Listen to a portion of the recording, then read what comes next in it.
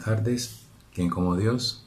Nadie como Dios. Y después de Dios, nadie como María. Hoy estamos en un nuevo programa, Armas para defender tu fe. Y hoy vamos a tocar el tema de la Reforma Protestante. Pero antes de empezar, te pido que te suscribas a nuestro canal. Si te gusta este programa, le des un like y te suscribas con la campanita para que puedas recibir todas nuestras notificaciones y toda nuestra programación. Pero antes vamos a comenzar con una oración. Vamos a disponer nuestro corazón para pedir la presencia del Señor, para que Él nos ilumine, que esta charla sea para su mayor gloria. En el nombre del Padre, y del Hijo, y del Espíritu Santo. Amén. Ven Espíritu Santo, ven por medio de la poderosa intercesión del Inmaculado Corazón de María, tu amadísima esposa. Ven Espíritu Santo, ven por medio de la poderosa intercesión del Inmaculado Corazón de María, tu amadísima esposa. Ven Espíritu Santo, ven por medio de la poderosa intercesión del Inmaculado Corazón de María, tu amadísima esposa. Amén. Te suplicamos, Señor, que envíe sobre nosotros el Espíritu Santo, para que sea el que nos mueva y nos lleve al conocimiento de la verdad. Enciende nuestro corazón, coloca palabras de fuego para que traspasen hasta el corazón de Madre del Cielo. Pedimos y suplicamos la sangre de Jesús para que nos proteja de toda asechanza del mal. Que todo sea para la mayor gloria de Dios. Gloria al Padre, y al Hijo, y al Espíritu Santo, como era en el principio, ahora y siempre, por los siglos de los siglos. Amén. En el nombre del Padre, y del Hijo, y del Espíritu Santo. Amén. Y como Dios, nadie como Dios. Y después de Dios, nadie como María. Muy bien. Hoy vamos a tocar el tema de la Reforma Protestante. ¿Qué es la Reforma Protestante? ¿Qué significa? ¿Por qué es importante dentro de la historia de la Iglesia? ¿Qué pasó? ¿Qué tanto afectó esta reforma a la Iglesia y a los católicos también? ¿Y cómo se ha venido desarrollando en todo este tiempo? ¿Cuál es su doctrina? ¿Cuáles fueron sus inicios? Vamos a hablar un poco de eso en este pequeño corto espacio de media hora. Muy bien. La Reforma Protestante empieza exactamente en el siglo XVI, específicamente en el año de 1517. El mayor promotor de esta reforma se llamó Martín Lutero. Él fue un monje, sacerdote agustino de la comunidad de San Agustín, y él promovió específicamente el 31 de octubre de 1517 unas 95 tesis, y las expuso y las colocó en la Catedral de Wittenberg, en Alemania. Y a partir de ese momento cambió y convirtió todo este movimiento y toda esta reforma también en una revolución social. Pero vamos a ver más o menos en qué consistió y cuál es su doctrina. ¿Cuáles fueron las causas que motivaron a Martín Lutero a hacer esta reforma? En el fondo quizás había una muy buena intención, porque no hay que negar, eso no se puede tapar el sol con una mano. Martín Lutero se dio cuenta de ciertas situaciones que no estaban bien dentro de la Iglesia. Había muchas causas que motivaron a Martín Lutero a motivar para hacer una reforma dentro de la Iglesia. Por ejemplo, él veía que había mucho deseo de poder político entre el clero.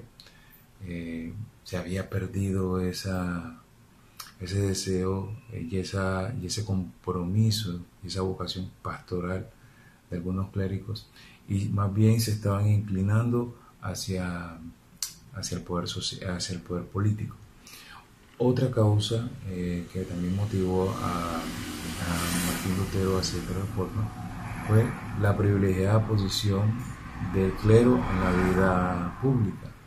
Ya empezó a ver Martín Lutero como algunos miembros del clero no vivían la pobreza, no vivían en la sencillez, sino que veía cómo aumentaba el número de clérigos que se dejaban llevar por las cosas terrenales, por la vida mundana, por el deseo del dinero o por inclusive por el deseo de tener lujos y posesiones. También había y veía como una de las causas para que Martín Lutero también hiciera esta reforma fue la inmoralidad del credo. Había muchos sacerdotes que habían desafiado, por decirlo así, su vida religiosa, que habían caído en algunos desórdenes morales. Y eso también veía Martín Lutero como algo que no le agradaba a Dios y que realmente necesitaba un cambio para la iglesia. Eso como parte de algunas causas religiosas. También hubieron otras causas políticas, por ejemplo, en ese tiempo, en el siglo XVI, empezó a formarse el movimiento del Renacimiento y del humanismo. Entonces, ese movimiento lo que empezó a crear en el ser humano ese deseo del materialismo. Ya se dejaban ver las cosas de Dios como verdaderamente lo son, como la sobrenaturalidad de las cosas, sino que se veía ya más que todo de la parte material, del deseo del dinero, del lujo, de las posesiones, del arte, de la literatura, especialmente de la literatura pagana. Entonces, todas esas causas, tanto religiosas como políticas, hicieron de alguna manera que Lutero se lanzara de alguna manera a hacer esta reforma. Ahora, no fue la mejor idea, ni tampoco fue la mejor forma que utilizó para hacer esta reforma. Y nos vamos a dar cuenta por qué. Porque a partir de ese momento, de 1517, la iglesia se dividió. Se dividió en una ruptura que hasta el día de hoy todavía persiste.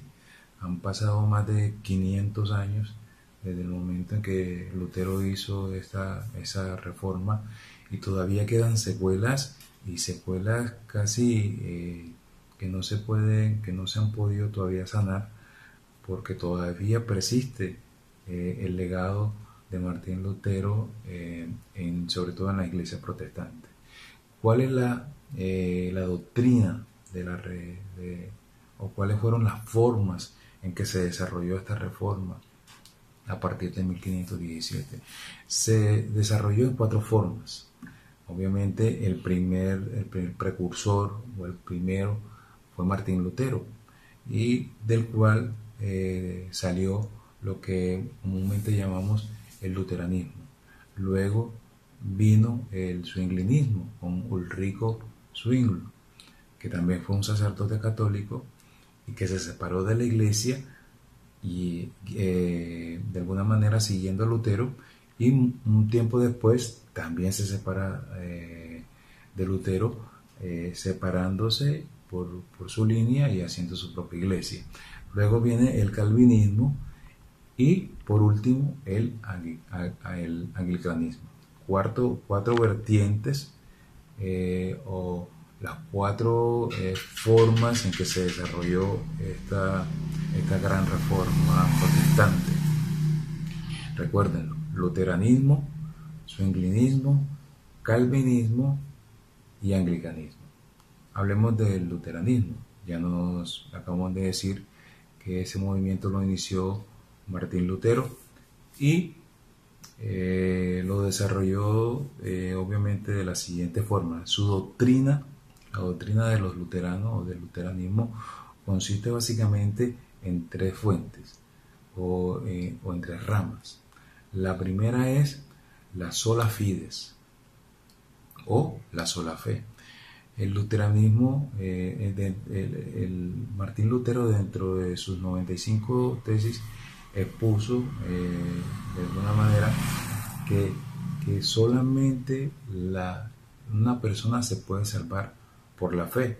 Y eso lo podemos ver hoy en nuestros tiempos en las iglesias protestantes.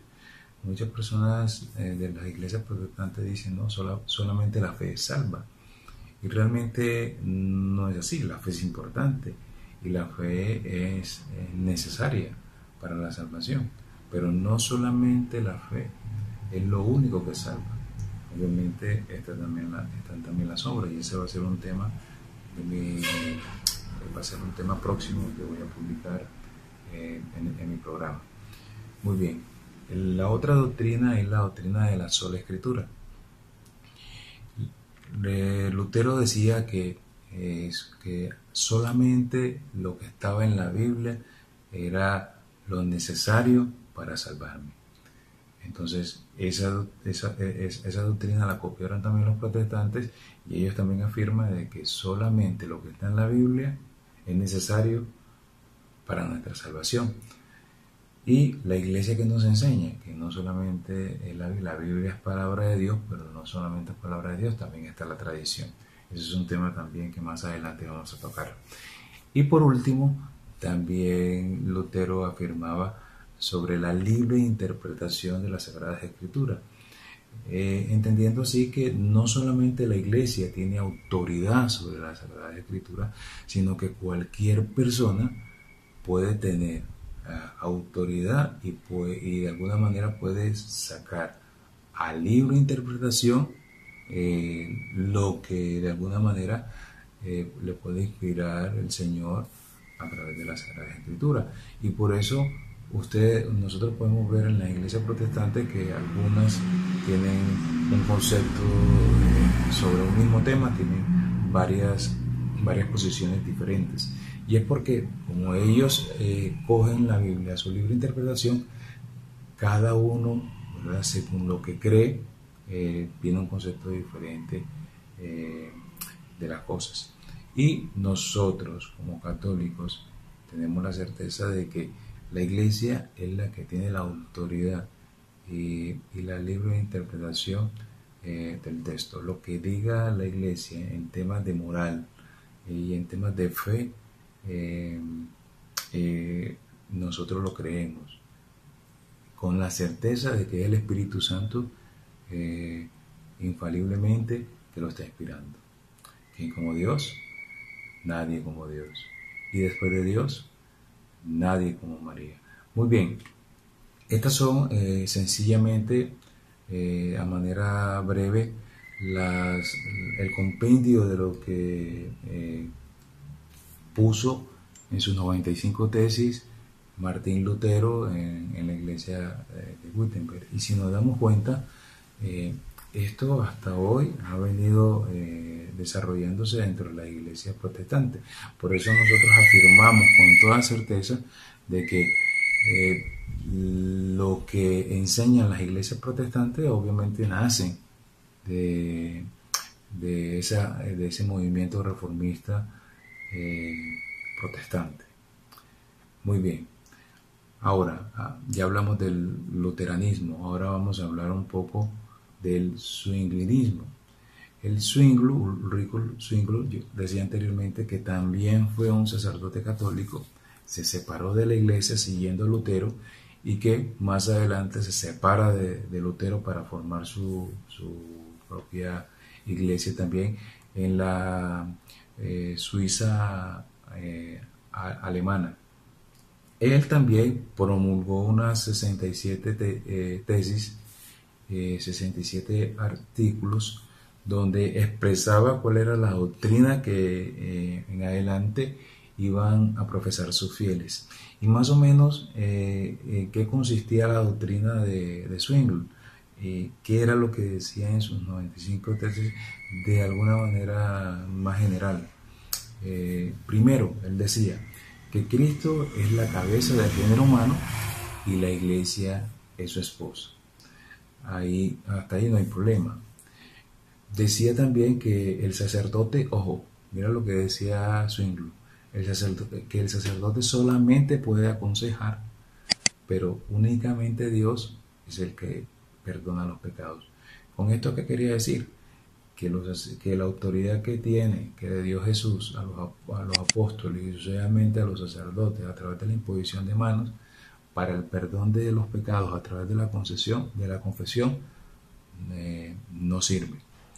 Eso lo promulgaba Zwingli también. Decía que la Biblia era la única fuente de autoridad en la iglesia, queriendo decir con esto que la tradición, los documentos que sacaba la iglesia como encíclicas, como exhortaciones apostólicas y demás, no tenían ninguna autoridad, ni los concilios, ningún pronunciamiento del Papa no tenía validez. Miren esto, Zwingli decía que la misa no es un sacrificio. Para Zwingli la misa no es un sacrificio, sino un recordatorio del sacrificio complementado de Cristo en el Calvario. O sea que para Zwingli o para los zwinglinistas, en la Eucaristía no está la presencia real de Jesús, contrario a lo que creemos nosotros los católicos, que sí creemos en la presencia real y verdadera de Jesús en la Eucaristía. Y también se oponía a las peregrinaciones, a las procesiones, a las exposiciones que se hacían en las iglesias. Decía que eso no tenía ningún mérito y que de alguna manera lo que hacían era perjudicar, ¿verdad? Con una falsa seguridad la salvación de las personas. Miren que de alguna manera lo que promulga también el movimiento del zwinglianismo también es copiado de alguna manera por algunas sectas evangélicas. Muchas no creen en la presencia real de Jesús en la Eucaristía. Muchas piensan que solamente la Biblia es la que tiene la autoridad y no la iglesia. Muchos piensan, casi por no decirlo todos, piensan que, por ejemplo, hay personas que dicen, ¿yo para qué me voy a confesar con un sacerdote que puede ser quizás más pecador que yo? Pues, ¿de dónde viene este pensamiento? Cuando una persona hoy en día me afirma eso, automáticamente pregunto, ¿de dónde viene eso? Claro, viene acá del zwinglianismo y obviamente del luteranismo, porque Lutero tampoco rechazaba la autoridad del Papa, inclusive hablaba muy mal de él, decía que era un asno, decía que era un bruto, en fin, se expresaba del Papa de una manera horrible. Entonces, pero hoy en día nos podemos dar cuenta de que muchos protestantes tienen ese mismo pensamiento. Después de más de 500 años siguen pensando específicamente lo mismo. Muy bien. Y está la doctrina, ahora viene, ya hablamos de Lutero, pasamos por Zwingli, ahora venimos por el calvinismo. El calvinismo también fue un movimiento que empezó con Lutero, pero también de alguna manera Calvino se colocó en Ginebra y a partir de ahí empezó a desarrollar una doctrina un poco más diferente y distinta de la de Lutero y de la de Zwingli también. Calvino de alguna manera desarrolla o generaliza su doctrina en cinco puntos. Él hablaba de la predestinación y hoy en día hay muchas sectas evangélicas que hablan de la predestinación, los testigos de Jehová, los mormones, los adventistas del séptimo día, en fin, y otras más. Pero ¿cuál era específicamente la doctrina de Calvino? Primero, hablaba de algo que se que él denominaba la depravación total. ¿Qué significa esto? Bueno, él decía que el ser humano estaba totalmente depravado, o sea, que por el pecado original o por el pecado de Adán y Eva, el hombre no era capaz de acercarse a Dios y mucho menos podía salir algo bueno del hombre por el hecho del pecado original. Entonces, él decía, en este concepto de la depravación total, decía que de alguna manera, solamente por una intervención divina, una persona podría recibir la gracia de la salvación. Bueno, uno se pone a pensar, y bueno, de alguna manera el pecado nos ha afectado a nosotros, pero a través del sacramento del bautismo el Señor borró todo ese pecado original y empieza la lucha del hombre para poder mantener esa gracia que fue recibida en el bautismo. Ahora, sí, porque somos pecadores, porque somos débiles, caemos, para eso el Señor nos regala el sacramento de la confesión, que por medio de este sacramento nos restituye obviamente a la gracia. Pero de alguna manera, si el hombre cae, de alguna manera tiene la capacidad y tiene la voluntad y tiene la libertad de volver a Dios. No porque simplemente hayamos caído, no podemos o no vamos a ser capaces de acercarnos a Dios.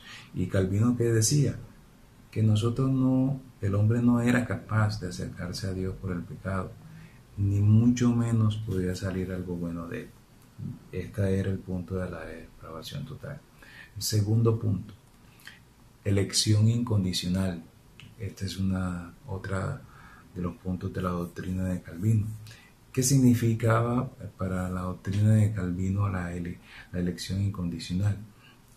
Era que de alguna manera, por aquella depravación moral del hombre, el ser humano estaba ciego, estaba muerto y prisionero según él, y solamente por una gracia divina el hombre podía nacer de nuevo. En ese sentido, era Dios el que escogía quién se salvaba y quién no, para Calvino. Por eso él la llama elección incondicional. Elección porque no soy yo el que elijo acercarme a Dios, sino es Dios el que elige quién recibe esa gracia. Pues la gracia, obviamente, de la salvación. Y nosotros vemos que no es así. Estamos completamente seguros que Dios nos eligió a todos para la salvación. Pero está la libertad del ser humano de acercarse o de rechazar esa salvación. Dios quiere que todos se salven y lleguen al conocimiento de la verdad como están en las Sagradas Escrituras. Dios no quiere que nadie se condene, pero si en la libertad del hombre una persona decide rechazar esa gracia, pues corre el riesgo de irse a la condenación. A contrario de Calvino, que decía que Dios era el que elegía o elige a quien quiere salvar. Realmente es una doctrina completamente contraria a la doctrina de la Iglesia. Tercer punto de esta doctrina de Calvino, expiación limitada. ¿Qué quiere decir este tercer punto? En términos generales dice que los méritos de Jesús no aplicaron para todo el género humano. O sea, el sacrificio que hizo Jesús en la cruz, su pasión, su muerte y su resurrección no aplicaron para toda la humanidad, desde Adán hasta el último que esté en este mundo cuando venga el Señor en su segunda venida, sino que esa expiación simplemente aplicó para los que Dios cree o para los que Dios tiene escogido para salvarse. Esto es una doctrina obviamente contraria a la nuestra, porque la Iglesia nos enseña que los méritos de la pasión de Jesús se aplicaron para todo el género humano, que es lo que lo que nos enseña la Iglesia, que es la redención. Esa redención aplicó para todos. Ahora, está en mí aceptar esa redención para poder salvarme. Si yo no la acepto, no me voy a poder salvar. Pero si yo la acepto, obviamente Dios me va a acoger en su infinita misericordia. Cuarta punto de esta doctrina de Calvino, la gracia irresistible. La gracia irresistible quiere decir que en este punto el Espíritu Santo llama a una persona a su gracia, y que en este llamamiento la persona no se puede resistir. O sea, en este sentido lo que dice Calvino es que cuando Dios dice voy a darle la gracia a esta persona para que se salve, aun si esa persona dice no la quiero, esa persona no va a ser capaz de rechazarla, porque según Calvino, es irresistible. Aunque él no quisiera recibirla, ya Dios la escogió y ya Dios le dio esa gracia y no la va a poder desechar. Contrario obviamente a la doctrina de la Iglesia, que obviamente Dios derrama su gracia, pero está en nosotros, en nuestra libertad, aceptarla o no aceptarla. Y quinto punto de esta doctrina de Calvino se llama la perseverancia de los santos. Él dice que a través de todos estos puntos anteriores, de la depravación total, de la elección incondicional y de la expiación ilimitada, Dios hace un llamamiento eficaz y da poder al individuo para permanecer en santidad. O sea, que Dios es el que escoge a los santos. Y yo no sé si ustedes se acuerdan que hay una secta que dice que solamente utilizando el texto de las Sagradas Escrituras, de los 144.000, ¿se acuerdan de eso? Que van promulgándole en sus evangelizaciones diciendo que solamente se van a salvar 144.000 y que esos 144.000 son ellos. Bueno, esa doctrina viene de Calvino, utilizando obviamente este punto de la perseverancia de los santos, que solamente Dios va a escoger, es Dios el que escoge a los santos, no son los santos las personas las que deciden por voluntad propia y en su libertad de acercarse a Dios y de luchar por la santidad. Esta es, de grosso modo, la doctrina de Calvino. Y para terminar, hablemos un poco del anglicanismo. ¿Qué sucedió con el anglicanismo? El anglicanismo nace con el rey Enrique VIII. En 1536, él de alguna manera lo que hace estallar esta ruptura con la Iglesia de Inglaterra es que este rey Enrique VIII solicita al Papa de la época, Clemente VII, si mal no estoy, le pide anular su matrimonio con Catalina Aragón, porque obviamente él estaba enamorado de una muchacha que se llamaba Ana Bolena. Entonces le pide al Papa Clemente que le dé el divorcio, y obviamente el Papa dice que no, que el matrimonio es hasta que la muerte los separe. Entonces el Papa no aceptar su petición, se separa de la Iglesia de Roma y de alguna manera él mismo se promueve como el nuevo jefe supremo de la Iglesia en Inglaterra. Obviamente esta ruptura causó una división impresionante en todo un país. Eso acogió a Inglaterra, a Irlanda y a los países de Gales. Obviamente también cuando los ingleses conquistan Estados Unidos, estos anglicanos después se dividen y forman los que hoy conocemos como los episcopalianos. Ellos están ya, nacieron prácticamente en Estados Unidos. Pero obviamente muchos dicen, bueno, pero los anglicanos tienen todavía sucesión apostólica, pero realmente no la tienen, ya la perdieron, porque para que tuvieran sucesión apostólica debían los sucesores de los apóstoles imponer las manos y ordenarnos obispos. Los que ordenan sacerdotes son los obispos. Y si no hay obispos que tengan esa sucesión, pues no van a haber sacerdotes para ordenar. Por eso es que ellos en el tiempo pierden esa sucesión y obviamente no están obviamente conectados con la Iglesia Católica. Espero que este video les haya sido de su agrado y les haya gustado mucho. Les recuerdo, si te gusta este programa, dale like, suscríbete a nuestro canal y con la campanita recibirás todas nuestras notificaciones y toda nuestra programación. Que el Señor te bendiga, te guarde, la Virgen María te acompañe en todo momento, en el nombre del Padre y del Hijo y del Espíritu Santo. Amén.